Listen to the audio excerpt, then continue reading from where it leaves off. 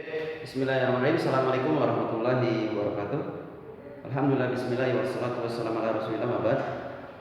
Anak-anakku sekalian semuanya yang semoga selalu dirahmati Allah Subhanahu wa taala dan selalu diberikan kesehatan.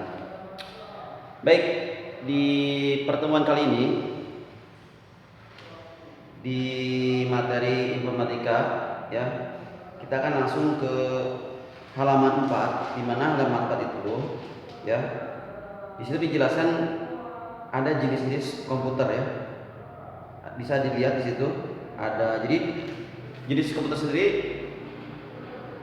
menurut referensi buku ini adalah ada 6. Yang pertama adalah tower, yang kedua adalah desktop, yang ketiga adalah portable, yang keempat adalah notebook, dan yang kelima adalah sub notebook, yang keenam adalah palm top ya. Yang dimaksud dengan tower ya, menara, itu biasanya jenis komputer yang seperti server ya, yang tinggi. Itu digunakan untuk penyimpanan data ya. Jadi data yang dari beberapa klien, dari puluhan, ratusan hingga ribuan klien komputer itu akan menyimpan secara otomatis di komputer server. Atau fungsi server sendiri, dia fungsinya untuk mengatur lalu lintas data, baik jaringan atau koneksi internet atau koneksi yang lainnya yang berhubungan dengan lalu lintas data. Kemudian yang kedua adalah desktop. Ya, desktop ini yang kita pahami atau yang lebih familiar di semua kalangan. Jadi desktop ini user home ya, atau komputer yang PC ya, PC atau yang lainnya itu desktop ya. Itu yang berada di rumah atau di kantor ya, yang sering kita jumpai. Kemudian portable ya. Portable di sini adalah, yang dimaksud portable ini yang persis dengan seperti netbook atau laptop, tapi dia bisa dicopot ya, atau bisa dibulak-balik ya. Bahkan dengan teknologi yang terbaru, misalnya dengan touchscreen ya, misalkan seperti itu. Kemudian notebook ya, dan notebook ini sebetulnya varian dari laptop ya. Jadi dia ada yang pakai CD-ROM dan ada yang tidak, dan ukurannya lebih kecil. Laptop sendiri dia biasanya lebih lengkap ya fiturnya. Ada CD-ROM ya, kemudian ukurannya juga lebih besar. Ada yang 12 inch sampai dengan 14 inch. Kemudian untuk netbook sendiri atau notebook itu cenderung ukuran lebih kecil dan tidak disertai dengan CD-ROM. Dan biasanya speknya pun tidak setinggi laptop ya. Kemudian sub notebook ya, di sini ada juga sub notebook, biasanya lebih kecil juga sama ukurannya ya. Karena variannya hampir mirip dengan notebook ya, tidak jauh berbeda dengan notebook. Kemudian palm top ya. Palm top di sini seperti komputer-komputer yang di kasir ya, atau yang seperti yang beberapa contoh ya di supermarket misalnya bisa kita temui, itu juga ada yang masuk ke dalam kategori palm top. Baik.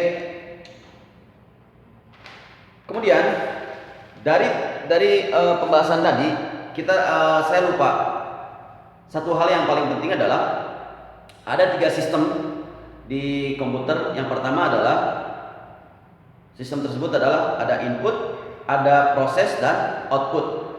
Yang dimaksud dengan input adalah alat masukan ya, alat yang memberikan eksekusi atau perintah ke dalam komputer. Terdiri dari, yang di buku juga bisa dilihat, ada keyboard, ada mouse, ada joystick, scanner ya. Itu adalah alat, termasuk jenis alat masukan. Kemudian alat proses adalah di mana alat tersebut fungsinya untuk memproses ya, baik nanti menghasilkan suara atau gambar atau perintah yang dihasilkan dari proses. Alat yang termasuk alat proses di sini ada beberapa. Yang pertama adalah prosesor, yang kedua adalah RAM atau memori, yang ketiga adalah hard disk ya, yang keempatnya bisa motherboard ya, itu rangkaian semua, dan itu adalah alat yang bisa memproses perintah ya. Kemudian apa itu alat output? Alat output adalah di mana alat itu yang akan menghasilkan semua perintah yang dimasukkan oleh input, diproses oleh alat-alat yang output, diproses oleh alat-alat yang menjadi fungsinya untuk memproses, kemudian hasilnya menjadi output, bisa berbentuk suara atau gambar ya, atau kita bisa lihat contohnya, misalnya apa, kita mengeprint, nah itu keluarlah hasil printannya ya. Nah, alat tersebut diantaranya adalah speaker atau headset, monitor atau layar, atau printer ya. Printer ketika seseorang mengeprint ya, diklik, itu alat outputnya, kemudian diproses, diterima oleh hard disk dan lain-lain, kemudian dikeluarkan oleh printer ya.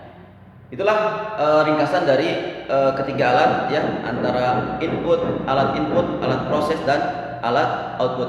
Mungkin ini saja yang pada pertemuan kali ini yang bisa saya sampaikan.